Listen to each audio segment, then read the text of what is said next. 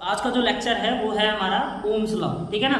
तो Ohm's law के बारे में हम पूरी स्टडी करेंगे, अच्छी तरह से समझेंगे कि ओम्स लॉ क्या होता है। इसके पहले हमने करंट और चार्ज की पूरी स्टोरी पढ़ लिया है। करंट और चार्ज के बारे में जो भी हमने देखा था कि वोल्टेज करंट सब क्या होता है, इन सारे सबके यूनिट्स और कॉन्सेप्ट सब हमने सब कुछ देख लिया है। अब हम जो नया स्टार्ट करने वाले हैं हमारा ओम्स लॉ है। तो ओम्स लॉ को सबसे पहले समझने के लिए हमें ये समझना होगा कि ये वोल्टेज एक्चुअल में किसी कंडक्टर में किस तरह से वर्क कर रहा होता है, करंट किसी कंडक्टर में किस तरह से वर्क कर रहा होता है और रेजिस्टेंस किस तरह से कंडक्टर में वर्क कर रहा होता है। तो हमने यहाँ पे पिक्चराइजेशन बनाया आप लोगों के लिए, और इस पिक्चराइजेशन में आपको ये बताने की कोशिश किया कि वोल्टेज क्या करता है। तो देखो, मान लेते हैं कि ये जो हमारा शेप है ये हमारा एक कंडक्टर है। तो जो यहाँ पे दिखाई दे रहा है वो हमारा एक शेप है, और जो कि जबरदस्त वाला हमने कंडक्टर बना रखा है। कंडक्टर में एक नैरो जगह बना रखा है, बाकी जगह थोड़ा सा ओपन किया है। तो इस वाले जगह में सबसे पहले आएगा voltage. Voltage as like voltage किससे मिलता है? तो वोल्टेज हमें एक सेल से मिलता है या तो हमें एक बैटरी से मिलता है। तो हमारे पास सेल या बैटरी होगा तो हम वोल्टेज प्रोवाइड कर लेंगे। तो सबसे पहले कंडक्टर में क्या आता है? वोल्टेज आता है। तो जब वोल्टेज लगा तो इसमें जो इलेक्ट्रॉन्स होते हैं वो क्या करना स्टार्ट कर देते हैं? चलना स्टार्ट कर देते हैं। जब भी हमने बताया था आप लोगों की कंडक्टर होता है हमारा, और कंडक्टर में जब भी हम कनेक्ट करते हैं वोल्टेज से तो इलेक्ट्रॉन्स क्या करना स्टार्ट कर देते हैं? इलेक्ट्रॉन्स मूव करना स्टार्ट कर देते हैं, और इलेक्ट्रॉन्स मूव करते हैं तो क्या बनता है? करंट बन जाता है। तो मतलब करंट भी मूव करना स्टार्ट हो गया, क्योंकि इलेक्ट्रॉन मूव किया तो करंट बन गया।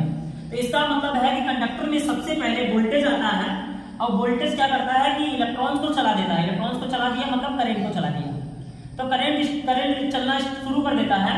लेकिन क्या होता है, करंट को रोकने वाले भी कुछ लोग आते हैं, और वो रोकने वाले को जो बोला जाता है उसको रेजिस्टेंस बोला जाता है। तो रेजिस्टेंस यहाँ पे आएगा और रस्सी से बांध के कंडक्टर को खींच रहा होगा। मतलब कि वोल्टेज आया, करंट को चलाया, लेकिन करंट को रोकने वाला कौन आया? रेजिस्टेंस आया। तो इस तरह से हम कह सकते हैं कि वोल्टेज क्या होता है? तो हम कहेंगे भाई push of the voltage in the conductor. तो पुशिंग ऑफ द इलेक्ट्रॉन्स, ठीक है ना, या पुश ऑफ द करंट। आप इलेक्ट्रॉन को चाहे करंट को, कि इलेक्ट्रॉन को मूव कराओगे तभी करंट बनेगा। तो हम यहाँ पे कह सकते हैं कि जो वोल्टेज है वो करंट को क्या करता है? पुश करता है, धक्का मारता है, ठीक है। तो वोल्टेज क्या होगा? Push of the current in the conductor. लेकिन बाद में यहाँ पे एक बात आ जाता है कि जब करंट चलना शुरू कर दिया पुश करने से, किसके पुश करने से? वोल्टेज के पुश करने से, तो यहाँ पे रेजिस्टेंस आएगा, और रेजिस्टेंस इसको रस्सी की तरह बांध के खींच रहा होगा। ऐसा लाइक रस्सी से मैंने यहाँ पे पिक्चराइजेशन किया है। इससे आपको ये बात समझ में आ जाएगी कि इसको रोकने वाला जो बंदा है उसका नाम क्या है? उसका नाम है रेजिस्टेंस। उसका नाम है रेजिस्टेंस, ठीक है ना।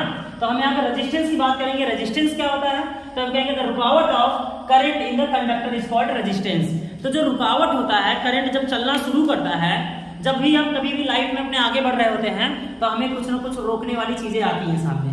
तो वो जो रोकने वाली चीजें होती हैं उसी को क्या बोला जाता है? रेजिस्टेंस बोला जाता है। तो यहाँ पे ये जो हम फ्लो कर रहे थे तो उसको रोकने के लिए जो बंदा आया है उसका नाम है रेजिस्टेंस, रुकावट, ठीक है ना। रुकावट को आप इंग्लिश में रेसिस्ट बोल सकते हो, बट मैंने यहाँ पे छोटा सा वे दे रखा है कि द रुकावट of current in the conductor is called resistance. तो ये करंट रेजिस्टेंस क्या करता है? करंट को रोकता है, ठीक है।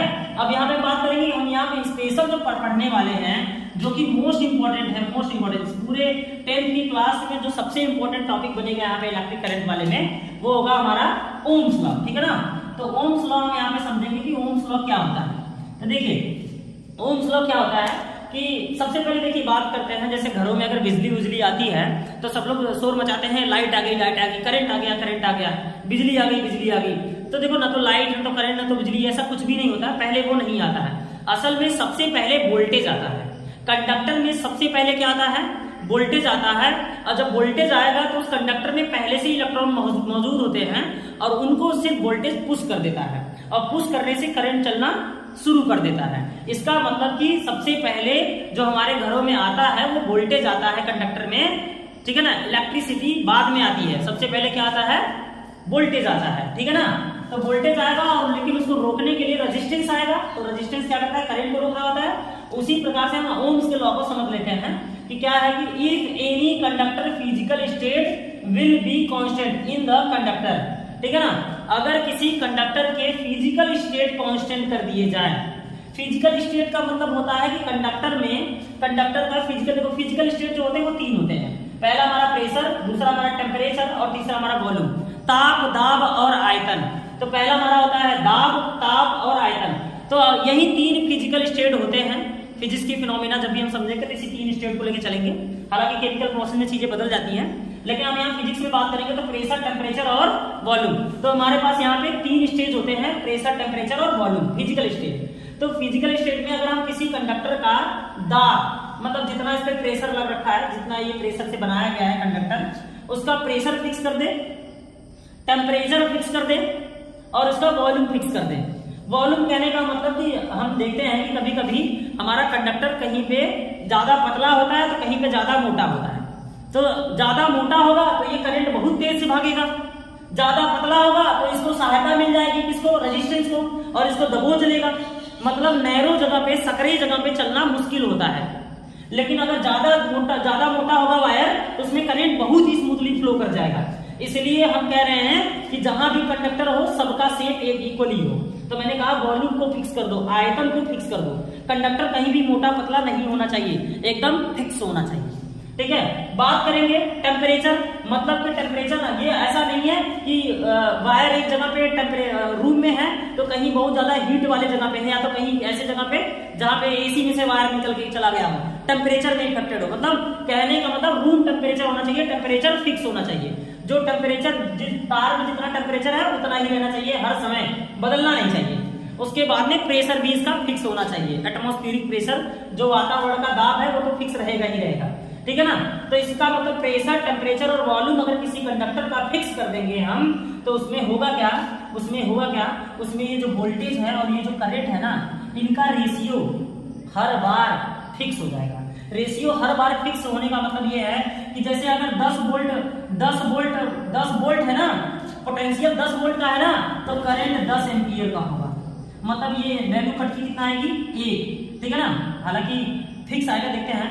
जैसे हमने कहा कि 20 वोल्ट अगर हो जाए तो करंट भी कितना हो जाएगा, 20 एम्पियर का हो जाएगा, 20 एम्पियर का। मतलब ये भी कितना आएगा, 1। अगर हम कहते हैं कि 5 वोल्ट हमने प्रोवाइड किया तो करंट भी कितना बनेगा, 5 एम्पियर का ही बनेगा। और इसमें वैल्यू कितनी आएगी, 1 आएगा। ठीक है ना। तो हर बार वैल्यू क्या आ रही है, फिक्स आ रही है। क्या आ रही है, फिक्स। हर बार वैल्यू क्या आ रही है, फिक्स। इसका मतलब कि अगर हम फिजिकल स्टेट किसी भी कंडक्टर का कांस्टेंट कर दें तो उसका V और I, मतलब वोल्टेज और करंट का रेशियो जो होगा, जो अनुपात होगा, वो भी फिक्स हो जाएगा। क्या हो जाएगा, फिक्स हो जाएगा। और यही ओम का नियम है। तो हम फिर से एक बार इसको रिवीजन कर लेते हैं। यदि किसी कंडक्टर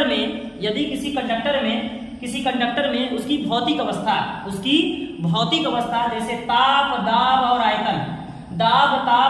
आयतन नियत कर दें, तो उस चालक में वोल्टेज मतलब विभव तथा धारा का अनुपात भी क्या हो जाता है, नियत हो जाता है।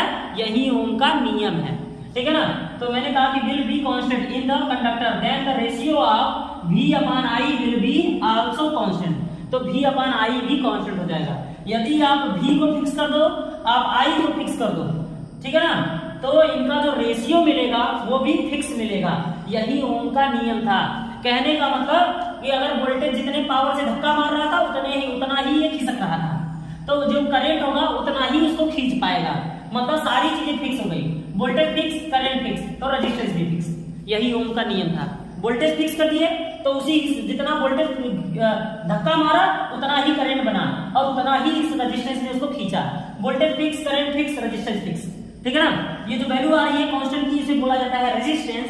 तो हम यहाँ पे हिंदी में भी आप लोग लिख सकते हैं कि यदि किसी कंडक्टर का, स्पेशल आप लोग नोट डाउन कर सकते हैं, एग्री स्टूडेंट्स, हिंदी में भी नोट डाउन कर सकते हैं कि यदि किसी कंडक्टर की भौतिक अवस्था जैसे ताप, दाब और आयतन नियत कर दें, तो उस कंडक्टर में उपस्थित वोल्टेज तथा धारा का अनुपात भी नियत हो जाता है। यही ओम का नियम है। ठीक है ना। अब हम बात करेंगे कि ये जो वैल्यू फिक्स हुई है, वो फिक्स वाली वैल्यू को कांस्टेंट बोला जाता है और कांस्टेंट को ही रेजिस्टेंस बोला जाता है। ठीक है। तो चलिए इसको आप अच्छे से नोट डाउन कर लीजिए, पूरा एकदम विजुलाइज करके अच्छे से। उसके बाद में अब नेक्स्ट चीजें और अभी बताते हैं इसके बारे में। ठीक है ना। तो आप इसे नोट डाउन कर लीजिए। अभी हमने देखा कि ओम्स लॉ क्या होता है ना। तो इस ओम्स लॉ में क्या था आपने देख लिया अच्छी तरह से। यदि किसी कंडक्टर का फिजिकल स्टेट क्या कर दिया जाए, कांस्टेंट कर दिया जाए, फिक्स कर दिया जाए, एज लाइक प्रेशर, टेम्परेचर और वॉल्यूम फिक्स कर दिया जाए, तो उस कंडक्टर का ये वोल्टेज और करंट का रेशियो जो होता है वो भी हो जाएगा, फिक्स हो जाएगा। मतलब वोल्टेज और करंट का रेशियो, ठीक है ना, इसके नीचे आप लोग लिखेंगे वहां से तो ये हो जाएगा करंट का रेशियो V अपन I का रेशियो क्या हो जाएगा, फिक्स हो जाएगा। इस फिक्स को ही आप क्या कह सकते हैं, कांस्टेंट कह सकते हो, कांस्टेंट। तो V अपन I का रेशियो भी क्या हो जाएगा, फिक्स हो जाएगा, मतलब V अपन I, ठीक है ना, V अपन I क्या हो जाएगा, फिक्स। फिक्स का मतलब कांस्टेंट, और इसी फिक्स या इसी कांस्टेंट को ही क्या बोला गया है, रेसिस्टेंस बोला गया। रेसिस्टेंस इसका मतलब कि हम कह सकते हैं R बराबर V equal to I into R, ठीक है ना।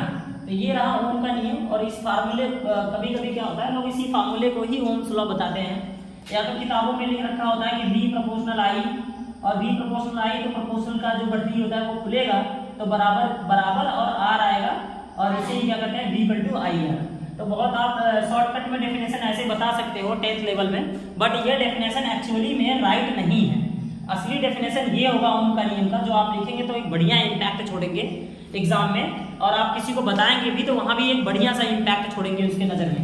तो आप लोग जब भी बताएंगे तो ओम्स का लॉ इसी तरह से बताएंगे, आप विजुअलाइज करके, फीलिंग करके ही बताएंगे कि अगर किसी कंडक्टर का फिजिकल स्टेट कांस्टेंट कर दिया जाए तो उस कंडक्टर में वोल्टेज और करंट का रेशियो क्या हो जाएगा, फिक्स हो जाएगा, और उसी फिक्स को क्या बोला गया है यहाँ पे, रेसिस्टेंस बोला गया है, ठीक है ना। तो हम कह सकते हैं V इक्वल टू IR, ठीक है।